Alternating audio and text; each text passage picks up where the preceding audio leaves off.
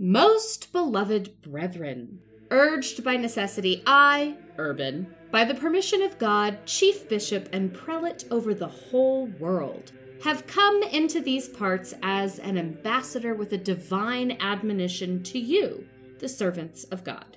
But if there is in you any deformity or crookedness contrary to God's law, with divine help, I will do my best to remove it. You are called shepherds. Be true shepherds, with your crooks always in your hands. For if through your carelessness or negligence a wolf carries away one of your sheep, you will surely lose the reward laid up for you with God. And after you have been bitterly scourged with remorse for your faults, you will be fiercely overwhelmed in hell, the abode of death. Although, O sons of God, you have promised more firmly than ever to keep the peace among yourselves and to preserve the rights of the church, there remains still an important work for you to do. For your brethren who live in the East are in urgent need of your help. As most of you have heard, the Turks and Arabs have attacked them and have conquered as far west as the shore of the Mediterranean. They have occupied more and more of the lands of those Christians and have overcome them in 7 battles. They have killed and captured many and have destroyed the churches and devastated the empire. If you permit them to continue thus with impurity, the faithful of God will be much more widely attacked by them. On this account, I, or rather the Lord, beseech you as Christ's heralds to publish this everywhere and to persuade all people of whatever rank, foot soldiers and knights, poor and rich, to carry aid promptly to those Christians and to destroy that vile race from the lands of our friends. Moreover, Christ commands it. All who die, whether by land or by sea, or in battle against the pagans, shall have immediate remission of sins. This I grant them through the power of God with which I am invested. Oh, what a disgrace if such a despised and base race, which worships demons, should conquer a people which has the faith of omnipotent God and is made glorious with the name of Christ. With what reproaches will the Lord overwhelm us if you do not aid those who, with us, profess the Christian religion? Let those who for a long time have been robbers now become knights. Let those who have been serving as mercenaries for small pay now obtain the eternal reward. Let those who go not put off the journey, but rent their lands and collect money for their expenses. And as soon as winter is over and spring comes, let them eagerly set out on the way with God as their guide. For they won't have another one, because no one's really in charge. You're listening to the Pithy Chronicle. History with a bite. I'm Caroline. And I'm Erica, and we bring you history's dirtiest deeds, dripping with sarcasm. Are you hungry yet? Welcome back, Pithy listeners. I'm Caroline. And I'm Erica, here with some housekeeping, as always. Always. So here's what you've got to do. You've got to like, you've got to subscribe, and please, if you can, give us a rating and review. If you have just some generous pockets, some extra funds, you're like, I really want to help out, I really want to make Erica and Caroline's holiday season, I've got an outlet for you. What holiday? It's fall, it's the holidays. Are you just claiming all of fall to be a holiday season at this point? October, you've got Halloween, then November, Thanksgiving, and then you have all of the proper holidays in December. Oh. Yes, this is the holiday season, Caroline. It has begun, in case you weren't aware. I have spoken. Fair enough. Make it so. Ooh, just like Urban. Well, you know, apparently the Pope and I are on equal footing with grammar. We've discussed. We are equal to the popes of the Middle Ages. We know. Okay. Make our holiday season. Make our early holiday season by joining us on Patreon if you are interested in becoming a paid subscriber, or if you just want to drop us $1 or $2 on Buy Us a Coffee / The Pithy Chronicle, that's great too. And with that, what'd you think of my speech? I really think you missed your calling as an evangelist, honestly. Oh, did you see that movie with Jessica Chastain? She was Tammy Faye Baker, girl. Yes! We learned all about her. Urban II's call to crusade marked the beginning of a series of military campaigns that would span several centuries, leaving a lasting impact on the relationship between Christianity and the Islamic world, and shaping the course of European history to include what many of us were taught in school within the last 30 plus years. I resent that statement. So now that we have spewed out all of these facts and figures, most of them depressing, and we have learned about life in 1095, and we have heard the call to crusade. It was such a Debbie Downer. Right, it was. So now we're going to put all of this stuff together, and we're going to look at what happened in the First Crusade as quickly and as efficiently and as scandalously as possible. Nice. So, Urban II in 1095 made this speech at the Council of Claremont. Sort of. No, he didn't. Correct me. Caroline, you know good and well that these accounts were not made until, decades after the Council of Claremont? I found 5 separate versions, and the one that I chose to feature was from someone who was present at the Council of Claremont, which I thought was better than some of the other options, which were people who weren't there and just heard about it like 17th hand. But still, it was something like 20 years after that he wrote it. Yeah, we're not quite sure what he said, but I think we got a gist, and we can kind of recap. In 1095, he made this historic call to launch the First Crusade during the Council of Claremont, and he did so in response, as we have learned, to a plea by the Byzantine Emperor Alexios, who asked for help protecting his eastern borders against these invading Turks.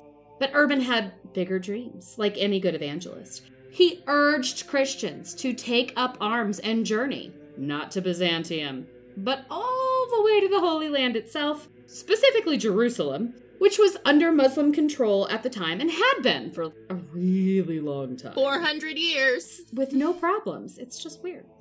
His speech emphasized the religious significance of the Holy Land, that's nice, and framed the expedition as a sacred duty for Christians, and if we believe some of the versions we have, it was quite aggressive. You don't say. He promised spiritual rewards, including the remission of sins, to those who participated. So, go on crusade, win a spot in heaven. I think you could make that more car salesman-y, Caroline.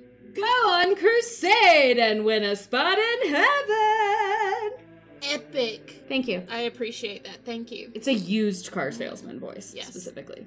To sweeten the pot, he definitely insinuated, told everyone that all of your sins would be forgiven. Like, say, if while on this exhilarating armed pilgrim holy rollin' road trip, you happen to see... Holy rollin' road trip. That's what it was. That was what it was. Maybe a little more clomping because of the horses and the walking. It's very Monty Python. Bring me my coconuts! If while on this exhilarating armed pilgrim holy rollin' road trip, you happen to see something shiny on the way, it's cool. Pillage, loot, just make sure you throw in your Hail Marys along the way, and you're good to go. All right. Who took him up on this offer? As we discussed previously, it was not the kings of Western Christendom, but rather their much more secure, financially and dynastically, nobles. It's hard to give official numbers, as paper trails are nearly impossible to find considering the majority of the population scorned literacy. But somewhere between 70 and 80,000 people took the cross on the First Crusade. And the nobility actually made up a good chunk of this group, about 20%.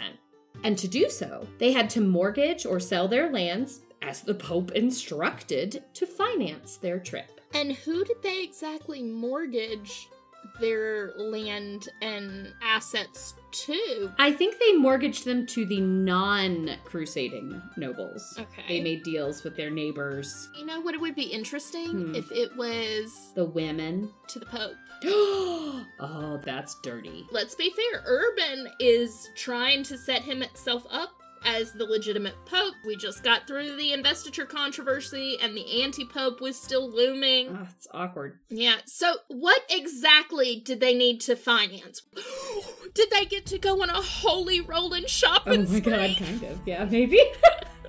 They went to Knights R Us and bought all the gear. Because it was going to take a long time to get there. And it wasn't like the noble was just paying for his own way. He had to pay for all of his knights to go, and then the men that had sworn allegiance to them, and all the way down. These knights, they needed horses, and they didn't want just one. They needed at least 4 per person. One super big, heavy war horse that was bred for battle, Clydesdale-esque. And of course, a sleek riding horse that wouldn't chafe their manly bits as they rode across Eurasia. Heaven forbid something happened to the manly bits. Yep, it's real rough. I mean, immediate heavenly ascension if you lose your manly bits. They also needed their gear, chainmail. It was very expensive, but also very important. Originally, like when chainmail came out in the mid-11th century, the cost prevented covering much more than just the vital organs. But by the end of the First Crusade, you'll find that most armies were covering their arms, their legs, their head with something called a halbreck made of chainmail. So you have the interwoven pieces of steel and iron that create chainmail, and underneath you wear this big bulky padding. Yeah, like football pads so you don't chafe. Yeah, well, we can't be chafing. Yeah, not the manly bits. Yeah. And not the manly bits. And then the helmet, the silly looking helmet. Well, and the shields. And a wooden shield. The shields changed a lot, too. Initially, they were the circle shields, and then they came to be the shields that cover the legs while you're riding. For weapons, they carried thrusting spears, slashing swords, and the menacing double-headed axe made popular by those Vikings. One of the most famous wielders of the double-headed axe in the First Crusade is actually a bishop. Odo of Bayeux, like the Bayeux Tapestry, he was the half-brother of Billy the Conch. That's William the Conqueror, for those of us that aren't on a nickname basis. Just saying. But Mr. 1066. I'm never gonna not call him Billy the Conch. Because he was a bishop or a religious holy man, Odo of Bayeux was not allowed to spill blood, but he could bludgeon people to death, so that's why he used the double-headed axe or a mace. Which, I'm gonna say, if you hit my face with a mace, I'm gonna bleed. I'm gonna bleed!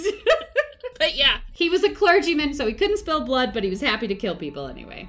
So all of this must be paid for. And then there's food, there's water, clothing, tents. It was a logistical nightmare. But it was one that Western Europeans were prepared for. The leaders of the First Crusade were really the heirs to a very impressive military tradition going back centuries in Western Europe. And frankly, their victories during the First Crusade, which took place in a vastly different geographic and climatic conditions than they were accustomed to. And that can and should be attributed to their logistical prowess, their advanced armaments, and the leadership of the First Crusade. While at the beginning I said no one was really leading, which is true, they still had very capable warriors that were in charge of these armies, and even if the armies couldn't get their shit together to be all coordinated, within an individual army there was leadership. And while we romanticize this time with images of steel-clad knights, most of the armies in the Middle Ages were overwhelmingly infantry, not cavalry, aka the knights. That being said, the knights were still the decisive element in the army, even if they only comprised 1 of 7 combatants. But knight or infantry, all of them rolled with a holy fervor. Rolled into that road trip. Rolling with my homies. Well, actually, in general, the Crusaders were not a group of fanatic religious zealots, with the exception of the People's Crusade. Tell me about that. Okay, I'm gonna do this as quick and dirty as possible. Ooh, yes, quick. In a nutshell, it all started with a guy named Peter the Hermit. Or Peter the Stinky. He was the original influencer of the medieval world. Strutting around, preaching, waving his very smelly hermit robes, he rallied the everyman, plus their women and children, saying, forget those fancy knights, we can crusade too. It was a very DIY crusade. No armor, no training, just pure enthusiasm. Make sure you pin it on your Pinterest board. Like any zealous group of 20,000 people, they were hard to control. They got a bit carried away. And before the official First Crusade even began, as in before the experienced knights and armies were able to get their shit together, sell their lands, don their armor, Peter's crew charged ahead, causing chaos along the way. They were very rowdy, very anti-Semitic, and very deadly to both themselves and others. Eventually it all fell apart. The few who made it to Byzantium, because none of them made it to Jerusalem. But those who made it to Byzantium were not a pleasant sight for poor Alexios, the Byzantine emperor, who basically shoved them out the door, pointing... Oh, he didn't even open the door. He was like, go around the city. He pointed that away and encouraged them to, give it their all, which got them all killed. The end. Ta-da! And now we're done with the People's Crusade. So we're gonna go back to the real Crusaders. We don't actually know what happened to Peter the Hermit. It is assumed that he died, but there's no actual evidence that he died on the Crusade. So it's possible he could have ditched out, because apparently Peter, in addition to being a hermit and smelly, was also a coward and would run away from the battles. But as a clergyman, he really wasn't supposed to be fighting Erica. He was supposed to be leading all of these other people to their deaths. I'm sorry, but if Odo can do it, Peter should too. Pick up that mace. Along with their fully equipped knights, but they have mortgaged their lands to pay for, their horses, their infantry armies, they all came to help. But with all of that, there also came the help, because someone has to do all the crappy jobs. Roughly 20% of the enormous crusading force were non-combatants. Cooks, clerics, families, servants, prostitutes. And yes, I said clerics because most of them didn't don a mace. All of these came along to support the brave soldiers of Christendom. Now we're getting down to brass tacks. I love it. The major armies that participated in the First Crusade were those of Bohemond of Taranto. What a name. He fought in both the First Crusade and the Crusade of 1101, which is not to be mistaken for the Second Crusade. The 1101 Crusade was more like an epilogue to Crusade number 1 and is frequently labeled the Faint-Hearted Crusade, which pretty much sums it up. Not enough people, not enough effort. There was Godfrey of Bouillon's group, which Wait, like a bouillon cube? Yeah. Oh, love it. It's very meaty. No, it wasn't. He was flavorful, but nobody to support it. Well, his army, or his lineage, fielded the first 3 kings of Jerusalem after they, spoiler, did take Jerusalem in the final battle of the Crusade. There was the Provençal army of Raymond of Saint-Gilles, who also fielded an army for the 1101 epilogue event. There was the army of Robert Curthose of Normandy. And that does mean the Normans arrived, the Vikings, and they were led by the eldest son of William the Conqueror, who was still trying to work out that awkward place between King of England and vassal of France. Robert II of Flanders showed up with his crew, and so did Hugh of Vermandois, the son of King Henry I of France. But it's rumored that the prince actually fled the battlefield, which is very unknightly. Like Peter the Hermit, not company you want to keep. And finally, we have my favorite, Stephen of Blois. And it's not just because I like to say Blois, but also because I love his wife, Adela. Stephen headed out with his army because his I-wear-the-pants badass lady was the daughter of Willie the Conch. And she told him on no uncertain terms to get his ass out there and go on crusade. Do it. But like the French prince, Stephen also fled after the Battle of Antioch, returning home with his tail and very tight codpiece between his legs. His wife was not pleased. She publicly ridiculed him and privately withheld sex until he promised to return to Jerusalem, which he did just in time for the faint-hearted crusade, describing his attitude to a T, and then he died. Oh well. Well, this is not the same Stephen of Blois that becomes King of England. That's his dad. Is it his dad or his granddad? I'm pretty sure it's his dad because Adela is... Yeah. Adela is his mom. So at least he has Adela's genes because Stephen's seem a bit lackluster. Well, let's be honest. He does seem a little bit like chip off the old block. There you go. If only he had a little more of Adela's genes in there. God love her. God love her. While Byzantine Emperor Alexios wasn't happy with the Pope's call for holy war in Jerusalem, he did end up fielding a few armies as well, though he did not partake in the battles himself. His armies and navies had great experience in combat with the Turks and thus offered advice, if not always assistance, and participated in fun little skirmishes like the Siege of Nicaea. So now that we have all the major players, let's quickly outline their journey. Love it. From Western Europe to Jerusalem was arduous and perilous. It was an adventure that spanned several years. The initial gatherings of European armies occurred in late 1096, more than a year after Pope Urban requested this aid/threatened eternal damnation if they didn't help. These groups of crusaders/armies assembled in various locations across Western Europe, mainly France, the Rhineland, and northern Italy, and it was all a bit hodgepodge. These main armies then departed between 1096 and 1097, led by those important dudes that I already mentioned. They moved eastward through Hungary and into the Byzantine territories, eventually making it to Constantinople, where they received provisions and support from Alexios. Ish. Yeah. The first major military engagement was that Siege of Nicaea in 1097. After a lengthy siege that included catapulting cows over the fortified walls out of sheer desperation, the Crusaders successfully captured the city in June of that year and then continued on their way, marching through Anatolia. This march wasn't fun. There was little to no food or drinkable water. The Turkish forces were constantly berating them. They were walking through Turkish lands. It all makes sense. And toward the end of 1097, the Crusaders finally reached Antioch and proceeded to lay yet another siege.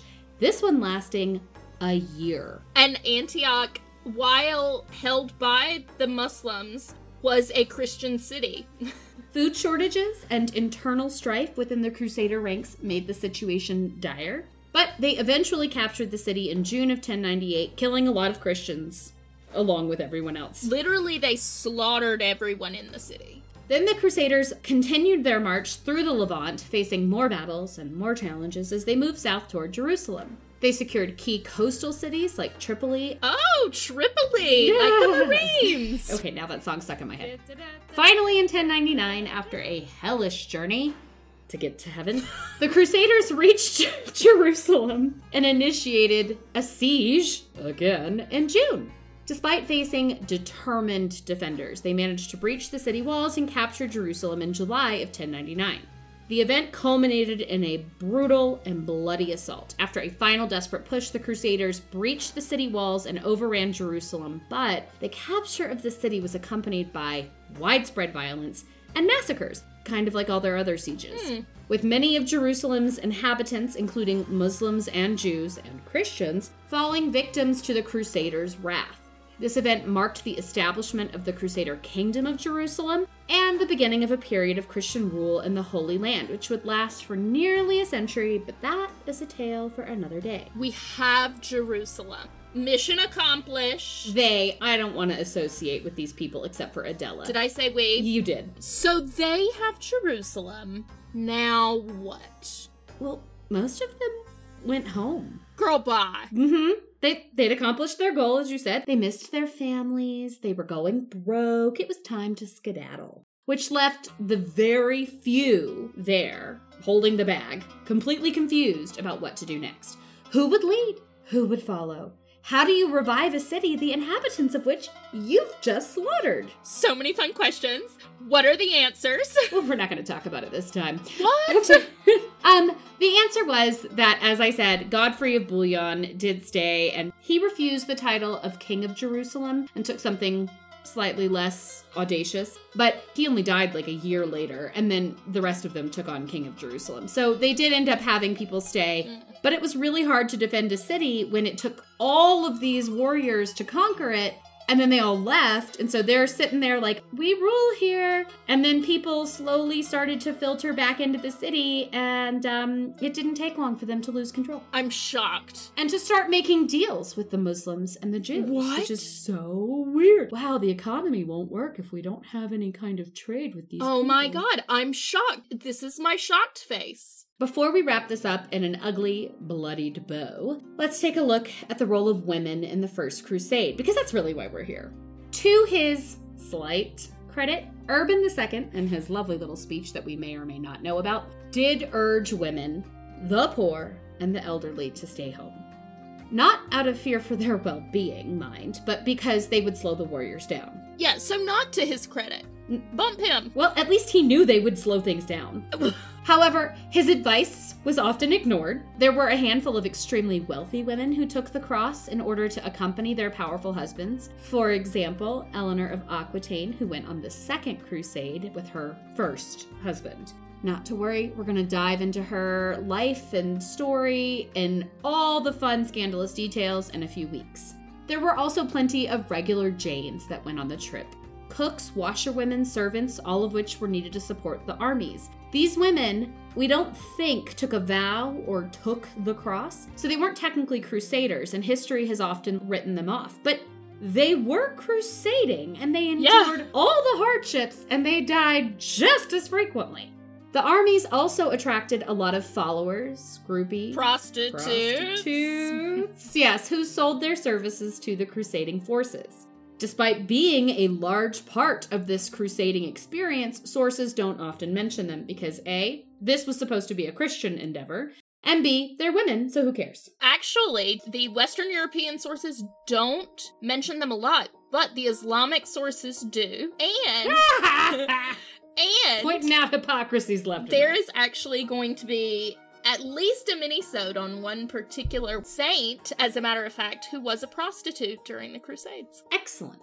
The only times that they are brought up in the Western sources are in relation to pre-battle purifications, when the prostitutes would be kicked out of camp to, please God. Next week, and the next few weeks after that, we are going to take a closer look at some of the most interesting female players of the First Crusade, beginning with Anna Comnena, the daughter of Byzantine Emperor Alexios, whose histories offer us an amazing insight into the Byzantine response to the First Crusaders, as well as the life of a woman whose world was under siege. Till then, I'm Caroline. And I'm Erica, and we are Pithily Yours. This episode is brought to you by the Pithy Chronicle, LLC. The Pithy Chronicle is intended for education, entertainment, and non-commercial purposes. Any views or opinions expressed in this podcast are personal and do not represent those of people, institutions, or organizations that the owner may or may not be associated with in a professional or personal capacity. While we offer lots of sarcasm, this podcast does not offer any advice or services. Listening to this podcast may induce fits of laughter, unexpected distraction, or uncontrollable rage at the subjects, hopefully not at us. We hope you learned something today. If not, so sorry. Please be advised we are not experts in the following fields: medical, legal, financial, technological, thermonuclear engineering, submarine warfare, neuroscience, or cat husbandry. Thanks for listening to our little disclaimer. Just covering our history-loving asses. Bye!